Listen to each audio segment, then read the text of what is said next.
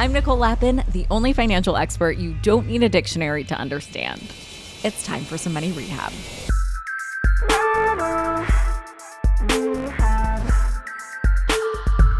One of the things I love about doing this show is that I hear from people with all sorts of money questions, from all walks of life, with all different situations, from people with debt and bad credit to people who are newbie investors with big dreams to even Wall Street bros. No one and nothing is off limits. No one is immune from money rehab. Today, I have a question from a money rehabber who has hit quite a few landmarks on her money journey. Not only is she goals, but she is also a good reminder that even if you have your financial life in so-called good shape, there is always room to learn and improve.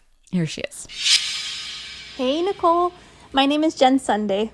Wow, what an absolute honor it is to be able to ask a question on Money Rehab, the podcast of my hero, Nicole Lappin. I'm fangirling so hard right now.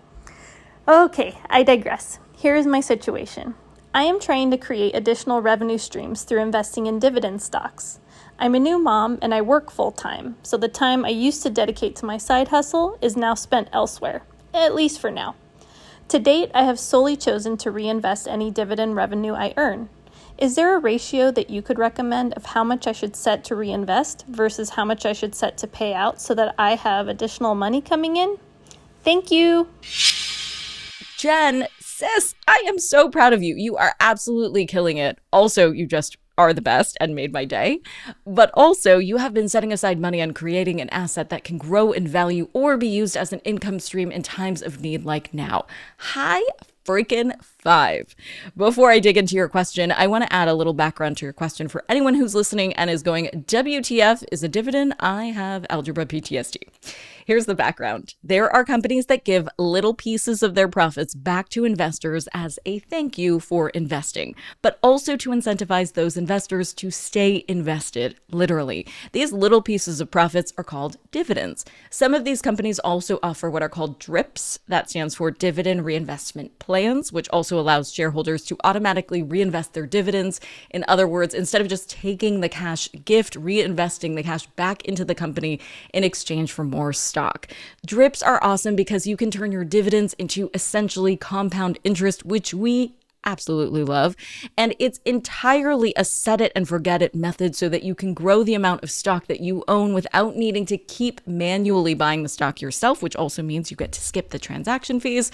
Win, win, win. Jen has been doing this again. Yay. But the question is, when can you withdraw some cash from your investments? And when should you just keep your investments invested? This is an age-old question that even the pros ask themselves when they're doing their own financial health checkups. I'm going to first give you a fuzzy answer, but then don't worry, I'm going to get more specific. I do have to start with everyone's least favorite answer though. So when can you withdraw some cash from your investments? It really does depend, because in order to know how much you can take out of your investments now, you need to take into consideration how much money you're going to need later. Let's take the lovely Jen as our example. Say she has $10,000 invested and never ever invests another dime, but also doesn't take anything out of that investment and keeps reinvesting the dividends. If that investment grows at the same pace as the stock market has grown year over year, that 10 grand will grow into 68 grand by the time her kiddo is 25. So if you need your brokerage account to be the source of money for your long-term goals, helping your kid get married or having a sweet retirement, then you'll want your investments to be for your future and not your income. This is going to be the move for most of us. And this makes a whole lot of sense for two reasons. Number one, when we retire, we won't have any income, so we need a bundle of money for our expenses in retirement. And number two, because our money is worth more long-term in our brokerage accounts than it is in our bank accounts, because our money has more of an opportunity to grow when it's invested rather than when it's just sitting there in the bank. So, Jennifer, how much you want to take out of your investments really depends on your current situation and your future goals. You clearly have both hands on the wheel when it comes to your finances, so I'd guess you probably have an awesome budget already. And actually, I would start there. Before you start thinking about taking any distributions from your investments, ask yourself, is 15% of your income going to your end game still? Do you have an emergency fund? Have you tweaked your budget since becoming a mom? Like, are you starting a college fund for your baby, such as a 529? Will you be staying home with your baby for a full year, or will you be paying for daycare in 3 months? Is your health insurance going to change? I mean, a new baby means a new budget, full stop. You are funding for two now. So your emergency fund needs to include a whole other human now. But even though you're adding new expenses, maybe you're taking some away as well. As you mentioned, your side hustle is on pause. So does that mean you're cutting down on expenses that you can reallocate? Maybe you're spending less on gas. Maybe that can go to diapers. Making sure you know your new budget inside and out will help you understand whether you need another income stream to afford your new life or whether you just want another income stream. Knowing that difference is an essential step because before you can think about whether or not you can take distributions from your investments, you need to know why you want to do so. All right, I promised you I would get more specific, so here it goes. One way you can approach taking distributions from your investments is through the 8% rule. The 8% rule is that you can withdraw 8% of your brokerage account and still have a pretty fair likelihood that your nest egg will start intact. And that works because the stock market has historically returned about 8% year over year. So if you take 8% out of your brokerage account, you'll be withdrawing from the interest and not the principal. Let's go through an example for the numbers people listening. Let's keep using that 10 grand for easy math. Assuming an 8% growth rate, at the end of 1 year, you'll have $10,800 in your account. If you follow the 8% rule and take 8% from your account, you'll get $800 and you'll keep the remaining $10K invested. So your principal, the $10,000, remains, but you are just taking out the interest. Here are a couple things, though, to be wary about with this approach. First, the stock market is not certain. Returns are not guaranteed. No, the 8% rate of return is not just a number I pulled out of you-know-where. It is the historical average, but it is not guaranteed. In any given year, your earnings could be much less than 8%, and you could even net lose money. The second thing you need to be wary of, and hot take, I think this is the most important, if you take all of the interest that you have earned out of your brokerage account every year, you will never get the benefit of the beautiful, amazing, stunning, gorgeous, sensational force of compound interest. I do not have enough adjectives in my vocabulary to even describe my love for compound interest when it works in your favor. Remember that example when I said Jen could turn $10,000 into $68,000 in 25 years if she doesn't take any distributions? Well, if she takes an 8% distribution every year in 25 years, she will just have made $10,800 instead of $68,000.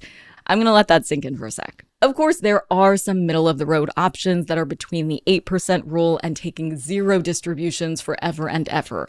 For example, financial advisors typically tell retirees that they should only spend 4% of their retirement account per year in retirement.